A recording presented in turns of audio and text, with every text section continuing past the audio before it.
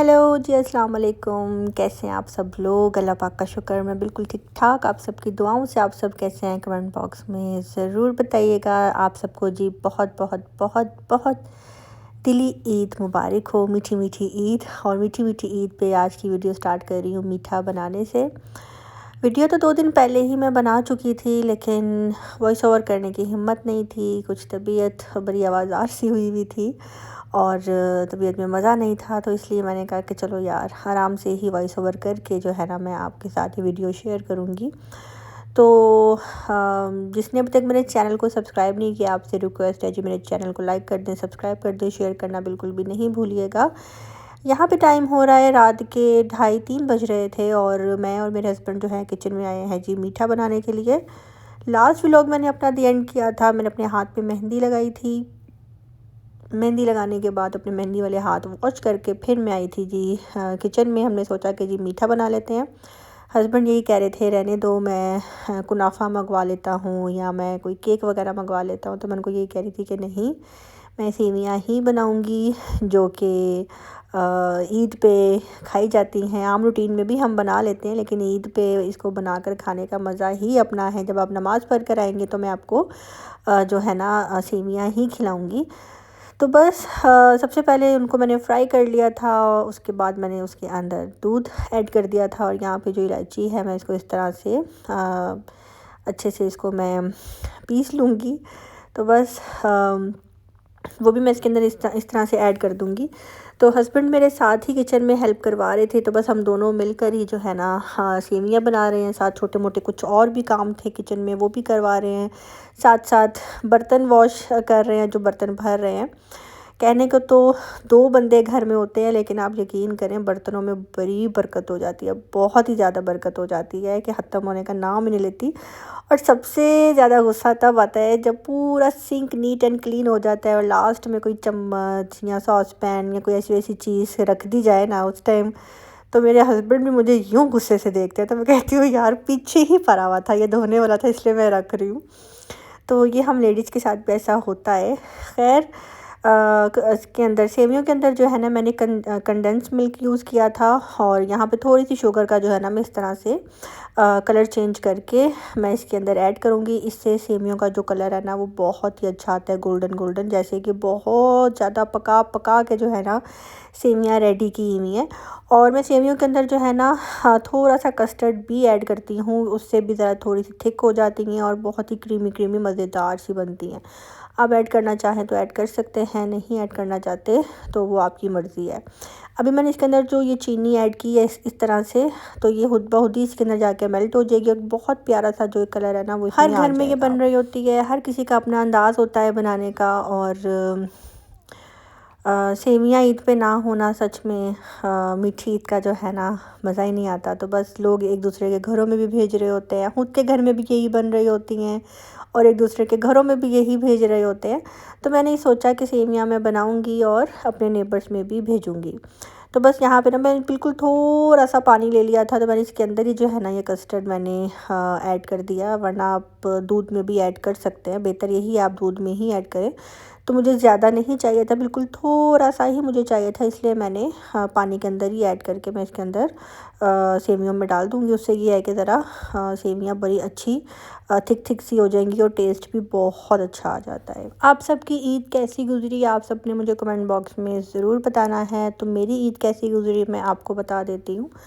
सारी रात जो है हम दोनों मियाँ बीवी किचन में रहे और मेरे हस्बैंड का यही कहना था कि तुम्हें ज़रूरत ही क्या पड़ी हुई है किचन में घुसने की। और मैं यही कह रही थी कि ज़रूरत ये है कि ईद है, 2 साल गुजरने के बाद जो है ना हम दोनों एक साथ ईद सेलिब्रेट कर रहे हैं। और मेरा यही है कि मैं आपको अपने हाथों से जो है ना मीठा बना कर खिलाऊँ, खाना बना कर खिलाऊँ, सब कुछ जो है मैं अपने हाथों से खुद ही करूँ आपके लिए। तो बस यहाँ पे मीठा बनाया, उसके बाद हमने 1-2 और रेसिपी रेडी करनी थी वो बनाई। और मीठा मैं यहाँ पे निकाल रही हूँ जो कि मैंने अपने नेबर्स में देना है। 3 फैमिलीज़ जो हैं रहती हैं, एक मेरे बिल्कुल सामने रहती हैं, एक ऊपर वाले पोर्शन में और एक नीचे जो ऑनर रहते हैं वो, तो उनको ये देना था। तो मैंने ये पहले ही निकाल के इसको ठंडा किया और उसके बाद मैंने फ्रिज में रख दिया कि जिस टाइम ज़ईम नमाज़ पढ़ कर आएंगे तो फिर मैं उनके घर में ये भिजवा दूँगी। मुझे नहीं पता इनके यहाँ पे ये मतलब कि क्या बोलेंगे, रवायत बोलेंगे क्या, कि मीठा एक दूसरे के घर में भिजवाते हैं दूल्हे दिन के, नहीं, लेकिन मैंने भिजवाया। तो बस इस तरह से जो है ना, मैंने जितनी भी बनाई थी इस तरह से मैंने एक अपना बाउल निकाल लिया था और 3 इस तरह से मैंने डिस्पोजेबल में उनके लिए निकाल लिए थे। तो फटाफट जो है ना, अब यहाँ पे मैंने बनाने थे कोफ्ते। मैं ज़ैम को ये कह रही थी कि हमने चांद रात पे भी बिरयानी बनाई थी, तो कल जो है ना हम कोफ्ते खाएंगे, क्योंकि मेरा कोफ्ते अंडे खाने पे बहुत दिल कर रहा था। तो ज़ैम ने कहा ठीक है जी, कोफ्ते बना लेते हैं। तो सबसे पहले हमने कीमा वॉश किया और चॉपर के अंदर प्याज, धनिया, हरी मिर्चें, हाँ, ये चीज़ें डाली। और उसके बाद जो है थोड़ा सा जो है ना, मैंने इसके अंदर बेसन ऐड किया ताकि ये कोफ्ते जो हैं अच्छे से बन जाए, इनके ग्रिप आ जाए। और लहसुन अदरक की पेस्ट मैं इसके अंदर ऐड करना भूल गई थी, लेकिन वो मैंने बाद में ऐड कर दी थी। और यहाँ पे मैंने इसके अंदर डाला है जी कोफ्ता मसाला। आप घर के मसाले भी इसके अंदर ऐड कर सकते हैं। तो बेसन डालने से जो है ना, कोफ्ता आपका टूटता नहीं है, बहुत ही सॉफ्ट बनता है, बहुत ही मलाई की तरह टूटता है चम्मच के साथ जब आप इसको तोड़ते हैं।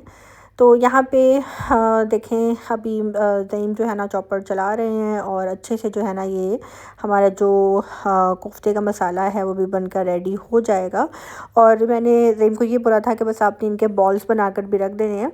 तो बस मैं इतने ही पकाऊंगी जो कि हम एक टाइम में ही खाएं और ख़त्म हो जाए, और कुछ कोफ्ते जो है ना मैं फ्रीज़ कर दूँगी।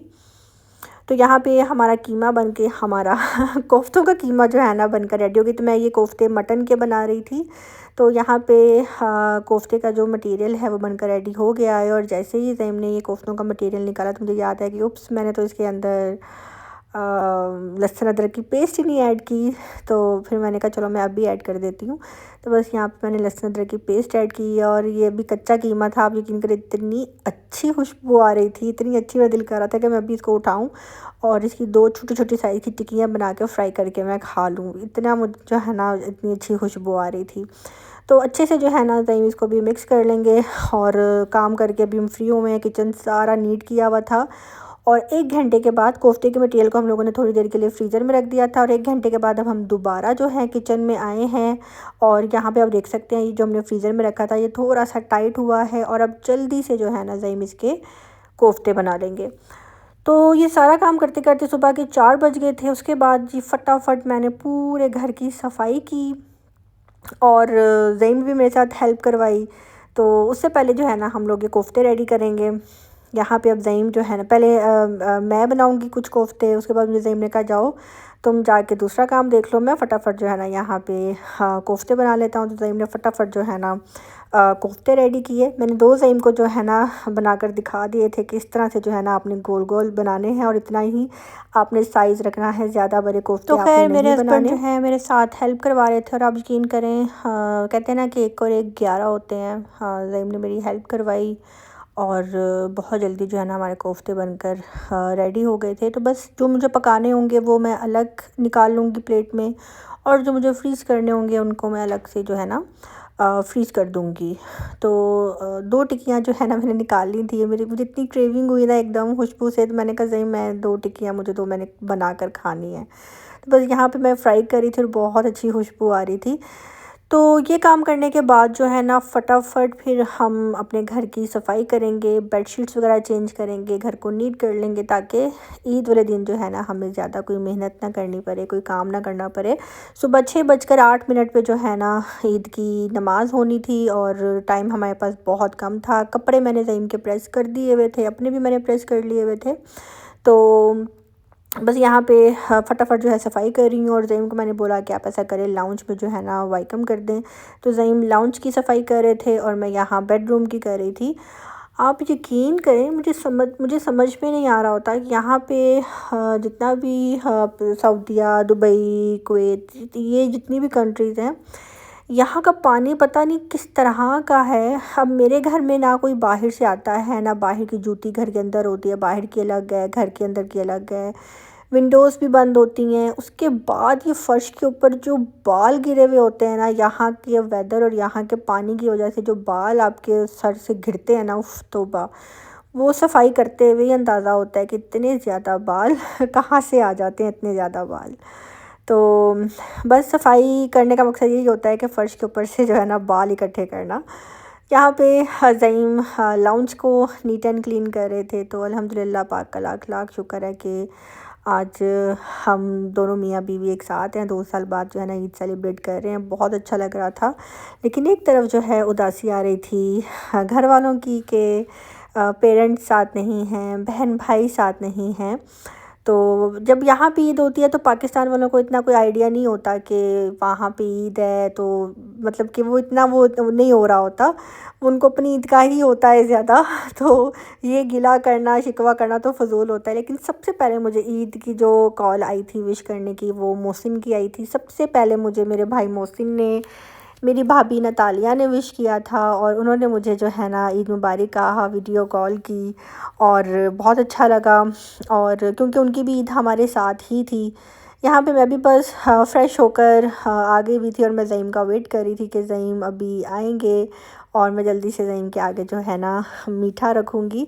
तो यहाँ पे मैंने लगा लिया हुआ था ये मक्का चैनल जो होता है ये वाला, और यहाँ पे आप यकीन करें इतना अच्छा लग रहा था ना।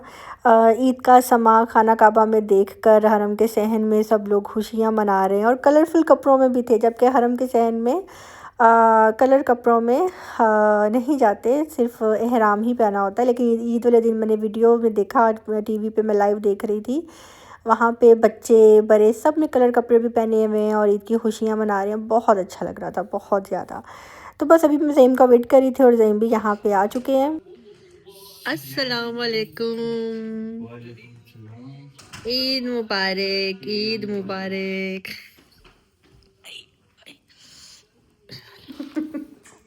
ईद मुबारक, ईद मुबारक आपको भी, ईद मुबारक।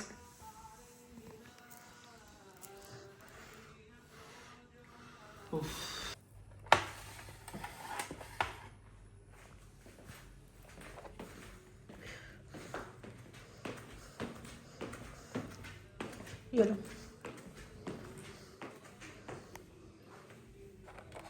अच्छा, मुझे बड़ी शर्म आती है ऐसी चीज़ें बांटते हुए।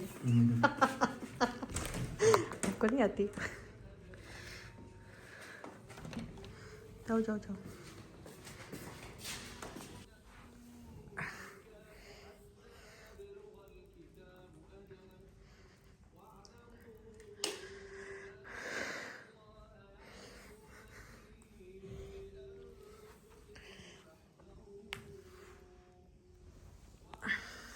और जी मैं ज़ईम को यहाँ पे यही कह रही थी, मैंने कहा ज़ईम चीज़ बांटते में बड़ी शर्म आती है। मुझे आज भी याद है, हम जब अपनी नानी के घर जाते थे ना, तो वहाँ पे ना गली मोहल्लों में आवाज़ें लग रही होती थी, जो अभी भी इस तरह मतलब कि सिटी साइड पे जो लोग रहते होंगे, वहाँ पे 12 रबीउल अव्वल हो या कोई ऐसा त्यौहार हो तो चीज़ बांटी जाती है, तो आवाज़ लगाई जाती है, बालो कुरियो चीज़ वंडी दी लई जाओ।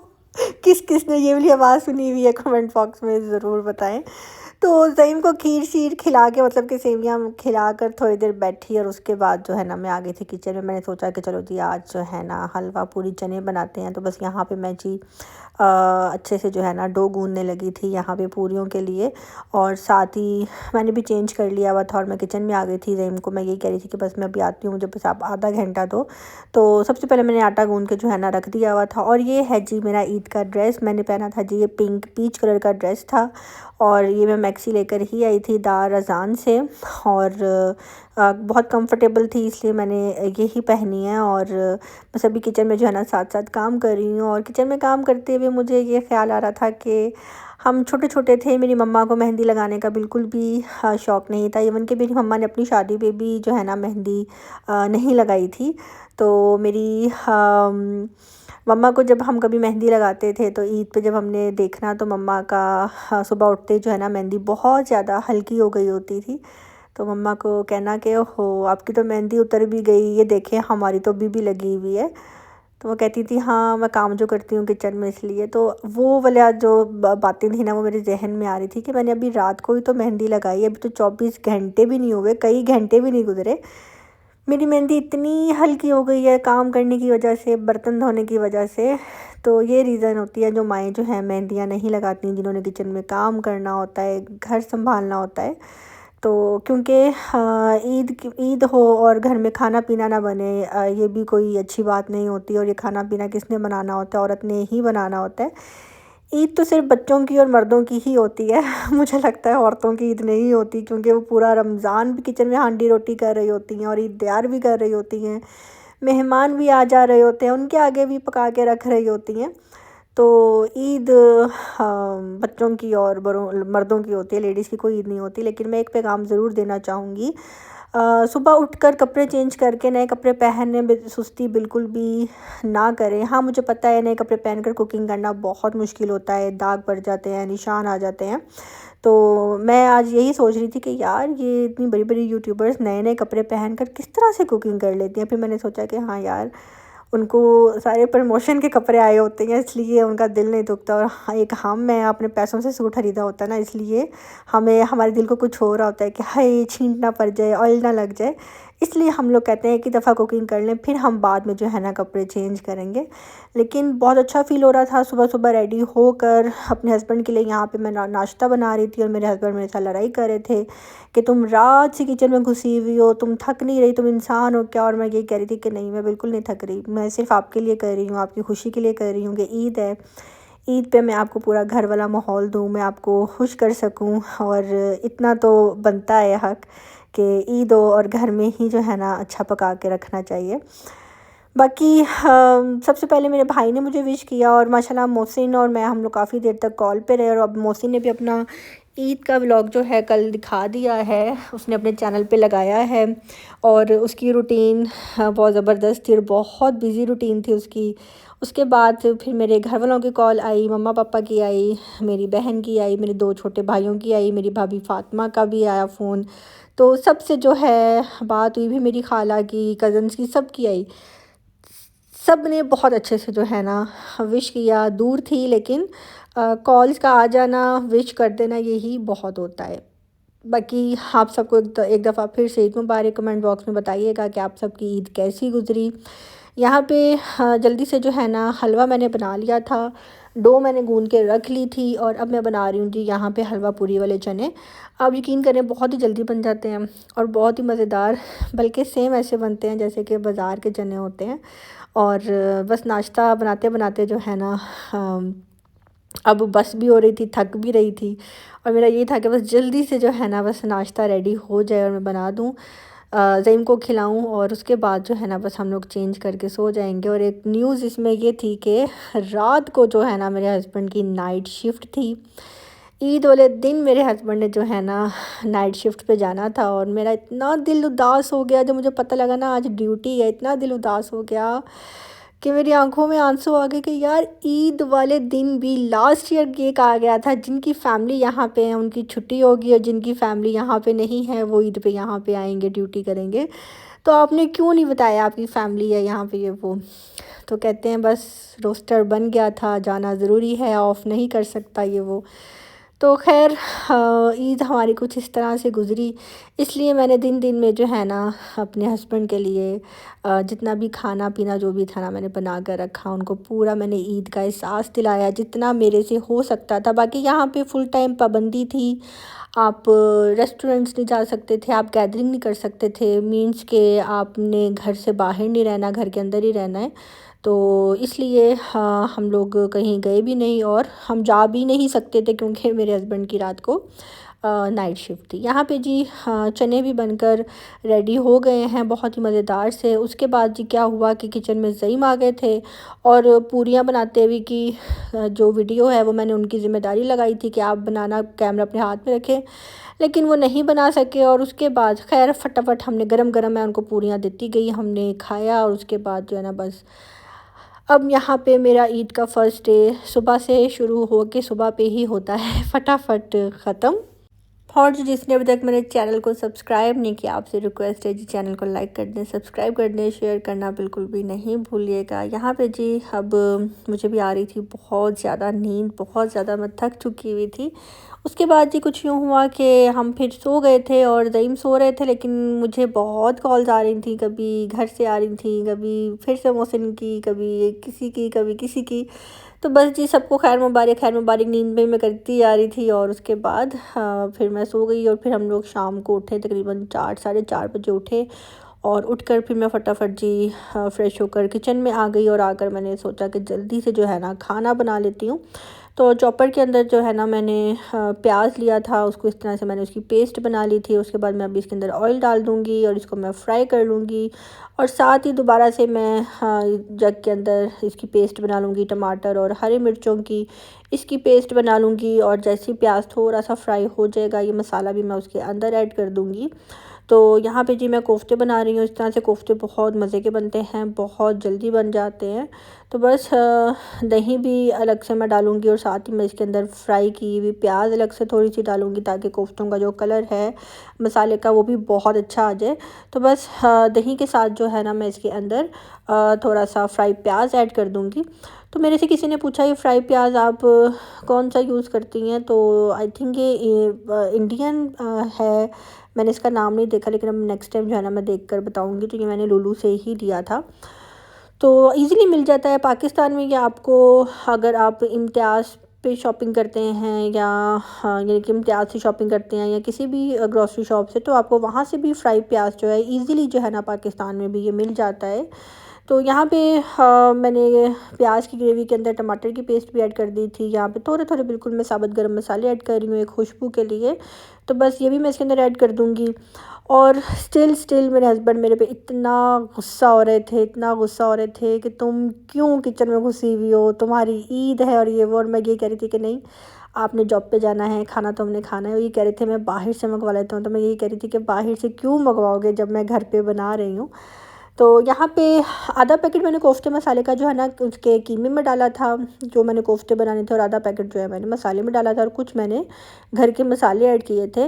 तो बस इसी तरह से जो है ना अच्छे से मैं इसकी भुनाई कर लूँगी। और जैसे इसकी भुनाई हो जाएगी, तो साथ ही उसके अंदर जो मैंने टमाटरों की पेस्ट बनाई हुई थी और दही की, वो भी मैं इसके अंदर ऐड कर दूँगी। तो बहुत अच्छी सी जो है ना एक ये ग्रेवी बन जाएगी।